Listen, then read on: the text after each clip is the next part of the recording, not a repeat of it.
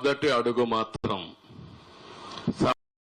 సంక్షేమం అంటే ఈరోజు మనం గుర్తుపెట్టుకోవాల్సింది ఏదో డబ్బులు ఇచ్చేయడమో లేకుంటే ఇచ్చామని గొప్పలు చెప్పుకోవడం కాదు. ప్రజల జీవితాల్లో వెలుగు తేవాలి, మీకు వెసులుబాటు తీసుకురావాల్సిన అవసరం ఉంది. మీ జీవన ప్రమాణాలు పెంచడం అందులోనే మొదటి అడుగు మేము వేయడం జరిగింది. నేను ఒకటే కమిట్మెంట్ ఇస్తున్నా, ప్రజలే దేవాలయం, సమాజమే దేవాలయం, ప్రజలే దేవుళ్ళని చెప్పిన మొట్టమొదటి వ్యక్తి నందమూరి తారక రామారావు గారు. ఆ స్ఫూర్తితో పనిచేసే ప్రభుత్వం మా ప్రభుత్వం. అందుకే ఈరోజు ఆమె ఇస్తున్నా, పేదవాళ్లపైన శ్రద్ధ పెడతాం, అనునిత్యం ఆలోచిస్తాం, వినూత్నంగా ఆలోచిస్తాం.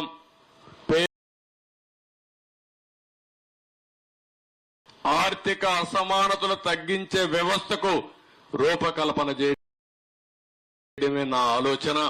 ఇది చేసి మా నిజాయితీని నిరూపించుకుంటామని చెప్పి మరొక్కసారి మీ అందరికీ హామీ ఇస్తున్నా. ఈరోజు ఇంకొక పక్క ప్రభుత్వం దివాలా తీసింది. ఎంతుందో అప్పు నాకేది తెలియదు, మా ఆఫీసర్లు కూడా తెలియడం లేదు. ఇంకా అన్ని వెతుకుతున్నాం. మొన్నే ఒక వైట్ పేపర్ ఇచ్చాం. పోలవరం వచ్చుంటే ఈరోజు మీకు నీళ్లు వస్తున్నాయంటే ప్రకాశం బ్యారేజ్కి ఆ రోజు కట్టిన పట్టిసీమ. అంతేకాకుండా పోలవరం గాని పూర్తయి ఉంటే ఈరోజు మీరు ఒకసారి రాష్ట్రంలో ఇచ్చేవాళ్ళం, సంపద సృష్టించేవాళ్ళం. మీరందరూ అమరావతిలో ఉన్నారు. అమరావతి కూడా ఏమైందో మీరు ఒక్కసారి ఆలోచించండి. ఈరోజు ఇక్కడ నేను మాట్లాడిన ఈ లంబాడా కుటుంబం అమరావతి గాని పూర్తయింటే ఈ పాటికి కనీసం ప్రతిరోజు 1,000 రూపాయలు సంపాదించుకునే అవకాశం వచ్చేది. అలాంటి అవకాశాన్ని పూర్తిగా నిర్వీర్యం చేసే పరిస్థితికి వచ్చారు. అందుకే మొత్తం తవ్వుతున్న కొద్దీ నాటి తప్పులు అప్పులే బయటపడుతున్నాయి. అయినా సరే ఇలాంటి కార్యక్రమానికి శ్రీకారం చుట్టాలనే ఉద్దేశంతో మేము ఈ కార్యక్రమానికి శ్రీకారం చుట్టాం.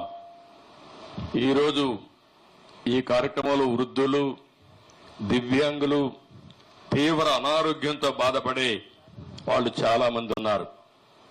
వృద్ధులు గాని, వితంతువులు గాని, చేనేత కార్మికులు చాలా మంది ఈ నియోజకవర్గంలో చేనేత కార్మికులు ఉన్నారు. ఆ మగ్గం మీద కూర్చొని కడుపులోకి ఆ ఏదైతే దారం ఇవన్నీ పోయి అనారోగ్యం పాలవుతారు. పెద్ద వయసు రాకమునిపే అనారోగ్యం పాలైపోయి ఇబ్బంది పడే పరిస్థితి వచ్చింది. అలాంటి వారందరికీ తక్కువ వయసులోనే పెన్షన్ ఇచ్చే కార్యక్రమానికి కూడా శ్రీకారం చుట్టాం.